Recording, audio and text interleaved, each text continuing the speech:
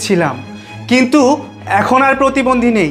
আমি প্যারালাইজড হয়েছিলাম ঠিকই, কিন্তু ডাক্তার দেখানোর পর আমি ঠিকই সুস্থ হয়ে গিয়েছিলাম। কিন্তু আমি সেটা তোকে জানতে দেইনি। কেন জানতে দেইনি জানিস? কারণ এই এলাকার লোকজন তোকে নিয়ে আমাকে অনেক অবজেকশন দিয়েছিল। এমনকি আমার পরিবারের লোকও তোকে নিয়ে অবজেকশন দিয়েছিল যে তুই নাকি বাড়িতে অন্য আরেকটা ছেলেকে নিয়ে এসে ফষ্টি নষ্টি করিস। কিন্তু দুর্ভাগ্যবশত আমি কোনো প্রমাণই পাইনি, আমার হাতে কোনো প্রমাণই ছিল না, তাই আমি তোকে হাতে নাতে ধরতে পারিনি। এই প্রতিবন্ধীর নাটক করে, হ্যাঁ ঠিকই শুনছিস, আমি এতদিন প্রতিবন্ধীর নাটক করেছি শুধুমাত্র তোকে হাতে নাতে ধরার জন্য। তোকে না, শুধু তোকে আর তোর পরকীয়া প্রেমিককে হাতে নাতে ধরার জন্য। আর আমি কিরকম সাকসেসফুল হয়ে গেলাম দেখ।